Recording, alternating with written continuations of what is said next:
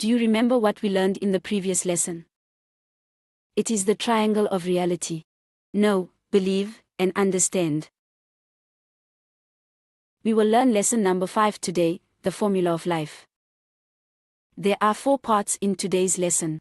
The formula of life. The conflict between conscious desires and inner beliefs. The emptiness of things. Self-labeling and self-positioning. Let's start. First, we will explore the life formula. There will always be satisfying results or the opposite ones in life. So what leads to the results? Our choice does that. People's choices create the results. What you do now, who your spouse is, and everything in your present is the result of your past choices. So what determines your choices? Your personality does. People's personalities affect their choices. For example, how would you like your partner? Tall or short? Thin or fat? What is their personality that you'd like? And since our personalities change over time, it's inevitable that you may regret your choice. However, your past choice was the most suitable to your personality at that time. So what forms your personality? Your habit does. For example, successful people have their own personalities and principles in life, obtained from their habits of getting up early to exercise and reading books, to develop themselves. Repetition creates habits.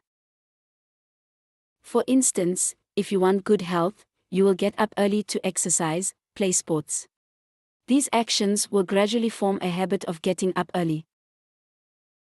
Next, people's thoughts determine their behaviors. For example, if you have a self-improvement mindset, you may enroll in classes for introspective understanding. Or, if you want to get rich through financial investment, you may take courses on stocks, crypto, real estate, etc. People's beliefs will shape thought. For example, when a person with a sinus infection goes to the doctor, and the doctor says it cannot be cured, they will believe that they have to live with this disease for the rest of their lives. Hence, they will no longer think they may be free of it and become healthier. So what forms beliefs? The inner images does. For example, some people have witnessed the reality of an unhappy marriage from their parents at a young age. As a result, they tend to have bad mental images of marriage. Since then, they may believe that marriage is neither fun nor happy. Hence, they want to avoid getting married later. Inner images do not appear naturally. They are created from the things we hear, see, say, and know daily. Therefore, we need to select positive and good images every day to feed our minds. If you want to change the inner images, you need to control what you hear and see and change what you say and know. For example, we feed our brains with the images we hear and see on TV and the internet every day. These images and information can be positive or negative. Those negative images can easily affect our minds if we don't control what we hear and see. For example, when we watch the news about terrorism in the Middle East, we may put mental images of evil, violent Middle Eastern people in our minds, and we will not like them. Understanding the formula of life will help us prove that the source of our life originates from ourselves. And the root of all of our problems comes from us, but they're not necessarily our fault for turning them into problems. In addition, beliefs determines choices. If you change your beliefs, your options also change. Changing the inner images will alter the results. The mental images direct the outcome. The inner visual world affects the outer world. Although we cannot change the outside world, we can change our inner perception to match it. Thus, consider controlling hear, see, speak, know to remove bad images in your mind and replace them with good ones. The desire to change others is the beginning of suffering, but the desire to change yourself is the beginning of happiness. Once we understand the life formula, we will no longer have the need to change others. Besides, if you can raise your cognitive awareness about humans, you will no longer see people having problems. So how will we apply the life formula?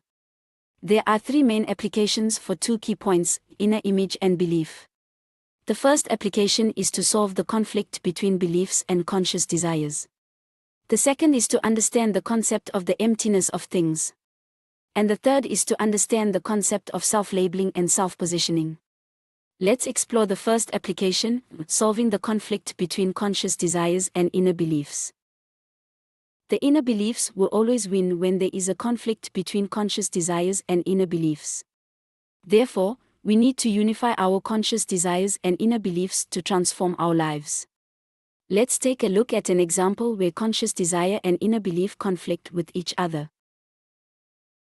Your conscious desire is that you really want to buy a car for your work and personal life, but your inner belief tells you that you cannot afford it.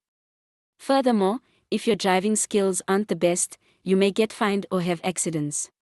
There are other expenses when having a car, like fuel and maintenance costs. In the end, you may give up the idea of getting a car. Why does this happen? Most of the time, your conscious desire is temporary when facing a particular situation. It is just a sketch in your line of thought. Your deep inherent mental image does not shape it. As a result, when there is a conflict, the conscious desire can easily lose the battle. So, if you want to change the outer results to be what you want, you must go back and modify your inner beliefs. And if you want to change your beliefs, you need to change your mental image through hearing, seeing, speaking, and knowing. Inner beliefs are shaped mainly by images that you have acquired and seen many times in the past. Those beliefs are deep in the subconscious and can produce results in the future. The energy and thinking you put into the results will make them positive or negative. We will clarify this point in later lessons. For now, please grasp the basic principle mentioned above. Next, we will learn about the emptiness of things. Is it rather difficult to understand? No problem. Let's refer to the following example of a pen to find out what the emptiness of all things is. Imagine that we leave a pen on the floor. What is it from what you see? It's a pen, of course. Everybody knows. It could be a hairpin, too. Wait a minute. So what would a baby or a dog say if it had never seen this pen before? Any answers seem correct. The baby may think of it as a toy or food and then put it in his mouth. The dog may think it is a bone and gnaw it. Some people might even think it's a weapon if they haven't seen it. Well, have you recognized anything? Each subject sees it as different things. So what will it be if no subject is aware of it? It is nothing. That is the emptiness of things. Everything has its emptiness. It becomes nothing when there is no subject knowing about it. And when it's unidentified, it has the potential to be anything. So everything is up to you to produce the results. Your mental image will decide what that thing is. Your inner world determines the outer one. The same goes for us humans. Once you have labeled yourself something, it is challenging for you to become something else. For example, when you see yourself as a monk, you tend to stay away from the noisy and busy world. Instead, you will seek a quiet place to practice your rituals. All of these actions are a sequence of labeling. When we label ourselves brilliant doctors, we tend to outstand everyone and refuse to listen to anyone. Shaping oneself into a mold is called self-labeling. In other words, self-labeling is to attach a position, a title, or whatever to oneself and mistakenly think one should live like that. When we think this is who we are, we usually tend to be that person forever and may never be able to be anyone else. Think about it this way. If you are nobody, you have the potential to be whoever, whatever you want to be. Your potential will be indefinite. This self-labeling is the source of human suffering. We need to take it off to make our life better. Only when we no longer attach ourselves to something or some image can we be able to discover our introspective. After removing the label, we will begin to self-position, which means repositioning ourselves. Self-positioning is identifying what kind of person you want to be. Please also note that if you focus too much on self-positioning, you will return to the trap of self-labeling. Self-positioning is pointing out your life goals so you can strive for them and make an effort to achieve them. During that process, bear in mind that you need to stay within the self-positioning framework and not fall into the self-labeling trap. So we have just gone through the 4 main points of today's lesson. Do you remember what they are? Let's review them one more time. The formula of life. The conflict between conscious desires and inner beliefs. The emptiness of things. Self-labeling and self-positioning.